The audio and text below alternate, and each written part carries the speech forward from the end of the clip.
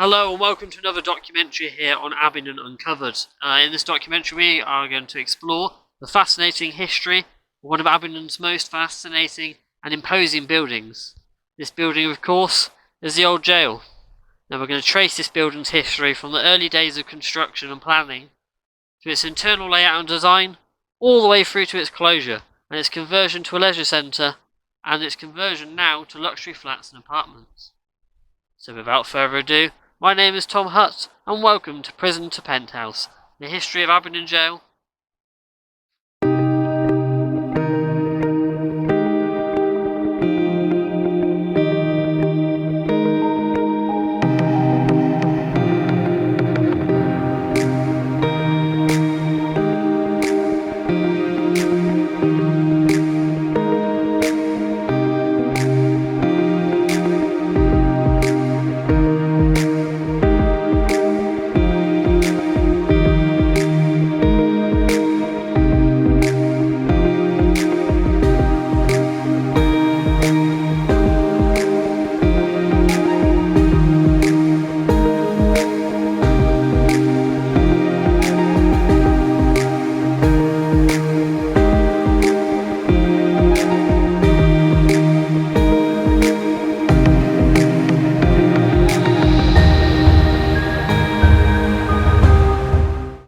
Our story begins on the 11th of July 1804, when plans are officially drawn up, which you can see on the screen now. And the site was chosen here next to the Thames, one of the main entrances to the town. After going through a lot of research, I can't find an exact explanation on why this site was chosen in particular, but personally I believe it was chosen because it would have been very easy to ship construction materials down the Thames and unload it right at the site, saving a lot of money with transport fees.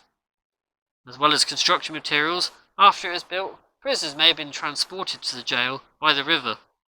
I can't confirm this, but it would make perfect sense. I also think this location was chosen for its sheer scare factor, like a sign to any troublemakers visiting the town. This is where you might end up if you misbehave. Now the main driving force behind the jail's construction was Abingdon lawyer Benjamin Morland. Now he was a secondary burgess in the Abingdon Corporation. Now for those who don't know, a burgess is basically a representative of a borough in the English House of Commons. As well as a burgess, he was also clerk to the quarter sessions. Now if you're wondering what quarter sessions were, they were local courts which were traditionally held at 4 set times each year. In Abingdon, these are held in the Abingdon County Hall. As you can tell from what I just said, he is a very busy man and quite high up in Abingdon's elite. As well as all this work that he carried out, he also had a financial interest in the dilapidated White Hart Inn, which was situated just in front of the current site of the jail. An agreement was reached in 1803 between the Abingdon Corporation and the magistrates that Morland and a group of his clients would acquire the White Hart Inn for £500, buy out the leaseholders for a further £800, and build a new jail while also widening and paving the road outside. It was Morland, as their clerk and executive officer, who organised the construction and drawing the work out over many years as money became available. The plans were officially drawn up and approved in 1804, and the architect was assigned, which was Daniel Harris. This gentleman had his fingers in a lot of pies. He was a general building contractor and the governor of the jail in Oxford. Harris was one of many contractors that Morland employed. A better known architect, Geoffrey Wyatt, had some involvement later on. This is only in 1812, when the first stage of building was complete, and Harris, unfortunately, was temporarily incapacitated by mental illness.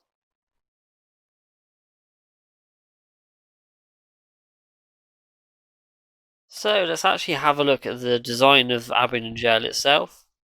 To be doing this, we're going to be using the architect's plans from 1804, as it shows the most detail of the interior of the jail. The design was very unique for its time, as the jail had a central octagonal block with 3 wings coming off the 3 sides. The main entrance here, exactly where the glass atrium is now. The 3 wings were very unique at the time, as it allowed the prison to be segregated into different classes of prisoner, from highly dangerous to low threat. They might have even had a separate wing just for women and men, you never know. On the front 2 wings, there was a single row of cells on the first and second floor. In the rear wing, it has a double row of cells on both floors due to it being a lot wider. So if my maths is correct, from this plan I calculate there was 40 cells in total. I know that doesn't sound like a lot, but they more than likely crammed a lot of people into one cell, to make as much use of all space possible. As well as the cells, the central block housed a kitchen and a grand jury room on the ground floor. Having this courtroom in the prison made it so much easier to transport prisoners, instead of taking them all the way to Abingdon Courthouse and back again. On the first floor, in the central block, you would find the keeper's bedrooms and a drawing room, and the infirmary was located on the third floor. Outside the building there isn't much on record of actual design. You can see the general design on a lot of paintings from the time. I've decided to go for this beautiful print of the exterior of the jail. You can see this massive wall blocking access to the river. I believe that could have been the exercise yard behind there. I could be wrong, but it makes sense why there is a big wall there to stop exercising prisoners going for a swim. And it would be sort of the largest area on the site. We can also see in this great picture that the entrance is massive and very grand, with very impressive pillars. It'd be amazing to see if it is still standing like that today. From this painting as well, you can see the building absolutely dominates the landscape. It definitely acts as a reminder to any visitors coming to the town. You best behave in this town, or you're going to end up in here. Also on this nice little painting, you can also see sort of on the street level, the very edge of Bridge Street, it is totally different from what you see now. You've also got the iron railings, they've gone. That is now roughly the site of the corn saddler's shop, which is located at the front there. We're going to talk about that a little bit later on in the documentary. Also sort of the wall area, roughly in this area here. I believe that building has now been demolished. That's where you have the walkthrough to get to the public gardens. So yeah, a lot has changed with the design, but the only thing that really hasn't changed is the main building itself.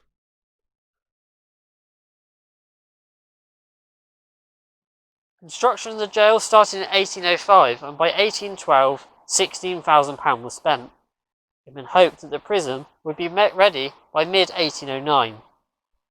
The very first inmates arrived in Abingdon in 1811, when the prison was still incomplete. Between 1812 and 1818, approximately £8,000 more was spent, bringing the total expenditure on the prison to £24,234, 10 shillings 6d.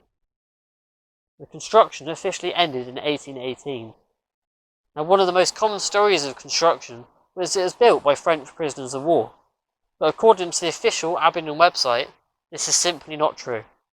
There wasn't even any French prisoners near Abingdon or Oxfordshire at the time. The labour provided to build the jail most likely come from the prisoners at Oxford Jail.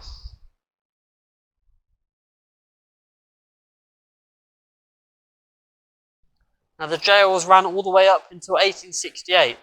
It was mainly closed due to the 1865 Prison Act, which declared cells now needed heating and artificial ventilation. Because of the way Abingdon was built, they simply could not put these facilities in. The jail was classed as inadequate and shortly closed. The future of the jail after closure was uncertain. Demolition would have cost an extraordinary amount of money, which no one was willing to spend. The jail's second life began when some slum accommodation was built in the courtyard. Some existing outbuildings were converted to slum accommodation as well. Here is a photo of some of these properties that were built. These were later demolished though as part of the Slum Clearing Act of the 1930s. The main jail came into the ownership of Charles Woodbridge. He was a man of many trades. He is known as a saddler, a harness maker, and a corn seed merchant, and hay merchant. He used the main building of the jail for grain storage. Here is a photo of what I believe is the main building being used for the grain storage. I'm not sure on the date of the photo, but as always, if you know, comment below. As well as using the main building for storage, Charles Woodbridge erected this very impressive corn and saddler shop in 1880. Since then, the same building has had many occupiers, from a tourist information centre up to its more modern use as a coffee shop. Now, I can't give an exact date that the corn merchants moved out, but my guess it was around 1960. It lay dormant again into the 70s when it was converted to be used as a leisure centre, officially opening in 1975. In this photo from the 90s, you can see this L-shaped building sticking out the side of the jail. Now this was a swimming pool. Many followers of Old Abingdon on Facebook have so many happy memories of this building during its use of a leisure centre. But sadly the leisure centre closed in 1991, mainly due to the new leisure centre being built on the outskirts of the town. Once again, the poor old jail remained empty and abandoned for a long time, but a new life was found for the jail, and it was converted to a residential complex with a series of small flats and apartments within the main building, with restaurants located at the front. Personally, I wasn't a fan of the decision to turn this building into flats and apartments, and I know a lot of Abingdon residents were not happy with the idea either. Personally, I would have opened it as a museum, a bit like Bodmin Jail, and shared it with Abingdon Museum. It could have been a great attraction to the town as well as tourists. But hey, these things happen and sometimes you can't stop it from happening. So that takes us to the end of our journey into the history of the old jail. But wait, there is more. We may have looked at the main history of the building, but we haven't looked at the jail's darker history. In this part of the documentary, we're going to be taking a brief look at some of the more spooky and dark stories that come out of the jail's history. Most of these tales came from people that have actually worked at the jail and have had some spooky experiences themselves. So without further ado, now let's take a trip to the dark side of Abingdon Jail.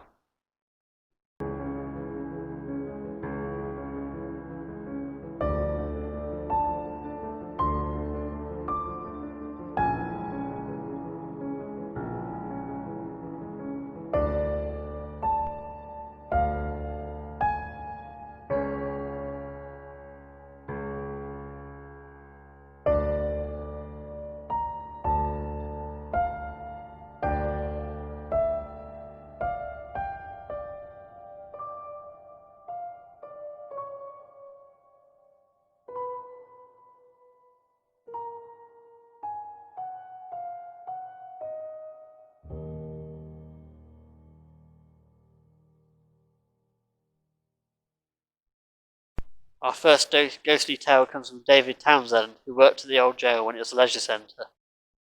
One night him and his friend were locking up, and they started from the top of the jail, working their way down to the bottom floor, to make sure no one was still in the building. All was clear, but just before they left the main doors, they heard the water in the footpool being disturbed, just like someone was walking through it. They went to investigate the sound, and when they got to the footpool, the water was still moving, like someone had just walked through it. But there was definitely no one poolside to be seen. We also have some great stories from Richard Inglis. He was an apprentice carpenter at Amy's in Sutton Courtenay back in the 80s. And he worked with some guys that did the work when it was being converted to a leisure centre. The painter was under the pool painting the walls of the access tunnels on a set of steps, when out of the corner of his eye he saw his paint cans go floating by. So he got off his steps, went up to tell the foreman that the pool was leaking. When they went back, everything was bone dry. Obviously the foreman laughed and asked how much he'd been drinking the night before. But when the painter pointed down to his soaking wet shoes and overalls, it could never be explained. Another great tale from Richard comes from his mother, who worked in the leisure centre kitchens. She got to work one morning and found everything still open. The lights were on, cash still in the tills. The night before, the guys on duty had heard a blood-curdling screaming coming through the walls. It scared them so much that they legged out the door and refused to go back on in. I think I'd do the same if that happened to me, to be fair. His last story is one that he witnessed himself. He's waiting for his mum late one Friday night and was wandering around. He could hear chains being dragged up the steps. As he got to the central staircase, it got louder and louder. He then stepped over the chain that was across the doorway and looked up. There was nothing there, and the chains suddenly stopped. Our next story comes from Vicky Stowell, who used to skate on Saturday mornings at the leisure centre. One Saturday early morning, she was alone outside the glass front waiting for others to turn up, when she saw the reflection of a person that she assumed was behind her. She said, "Good morning," but as she turned around there was no one there. She assumed she had seen someone inside the building, but the duty manager turned up. He wasn't even properly dressed and apologised for oversleeping. So it wasn't him, and there was no one else around. So who was it? She could never explain this incident. Vicky also had another experience of a walk into the sports hall. She could hear quiet crying, but it soon stopped again. Now these are just a few of the first-hand accounts that I have been sent regarding hauntings of the jail. And it's no wonder the stories exist. There's a very high chance there was a gallows on site, and many prisoners met a grisly end here. One of the saddest stories that's happened in this jail is that of an 8-year-old boy who was hung at Abingdon, as he had burnt down 2 barns. According to reports, he had malice, cunning, and revenge. The gallows located here are also rumoured to be the inspiration of the name of the pub, the Broad Face. This is because when you're hung, your face would swell and broaden due to a lack of oxygen. But, as of 2020, the ghosts must have got used to their new residence. Speaking to 2 members of staff who work here now, there has been no new ghost sightings or actions reported. Either way, this building still has a very eerie atmosphere, and that is all for this documentary. I hope you've enjoyed this and have learnt something new. As always, if you have enjoyed this video, please hit the like button, and if you haven't already, hit the subscribe button. If you want to see more videos, thanks you very much. See you soon here on Abingdon Uncovered.